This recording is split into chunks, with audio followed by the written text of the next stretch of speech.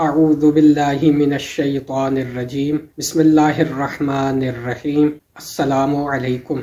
आज एक नए सबक के साथ मैं हाजिर हुआ हूँ। इस नए सबक का नाम है मखारिज, यानी अल्फाज की अदायगी हमने कैसे करनी है, यानी उसकी आवाज़ कहाँ से निकालनी है। कुछ अल्फाज जिस तरह से हम आम मामलात में बोलते हैं उसी तरह से होते हैं, कुछ अल्फाज मिलते जुलते होते हैं जिनकी आवाज़ मुख्तलिफ होती है।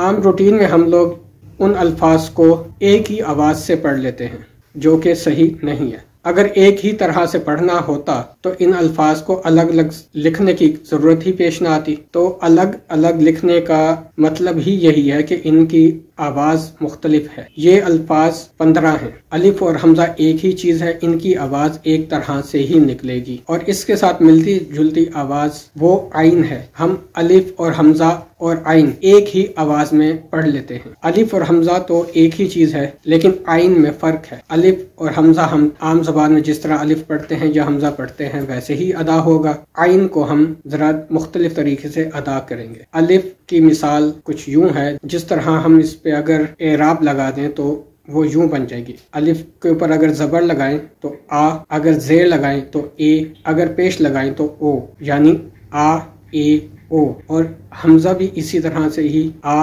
ए ओ। लेकिन अगर आइन के ऊपर इस तरह से हम एराब लगाकर पढ़ें तो वो बन जाएंगे आ ए ओ।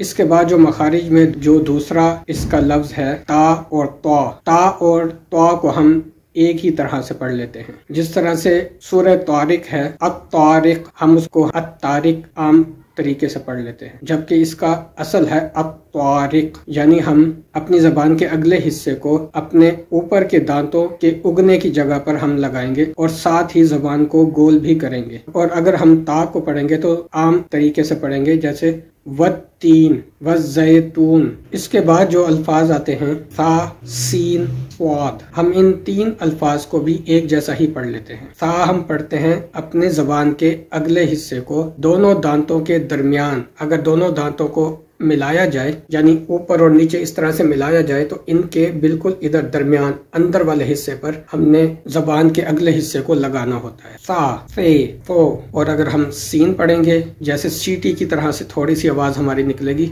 दोनों दांतों को मिलाकर सीन सा से सो।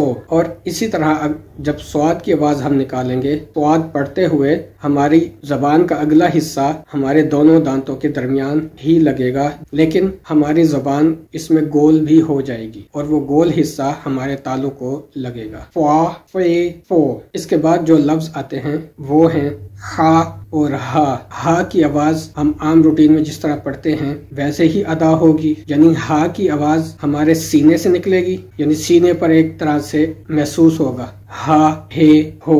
और अगर हम हा पढ़ेंगे, यानी जो हलवे वाला हा होता है, उसकी आवाज़ हम निकालेंगे हा हे हो। और जो हा है उसकी आवाज़ हमारे गले के शुरू से निकलती है। इसके बाद जो अल्फाज आते हैं वो 4 तरह के अल्फाज हैं जिनकी आवाज़ हम आम हिसाब से एक जैसे ही निकालते हैं, जो कि दुरुस्त नहीं है। जबकि असल ये है कि चारों अल्फाज एक दूसरे से मुख्तलिफ हैं, जिसमें जाल आता है, जा आता है, ज़्वाद आता है और ज़्वा आता है। जाल की आवाज़ को हम बारीक अंदाज में पढ़ेंगे और दोनों दांतों को मिलाकर अपनी ज़बान के अगले हिस्से को दोनों दांतों के मिलने की जगह पर लगाएंगे। जा वे जो।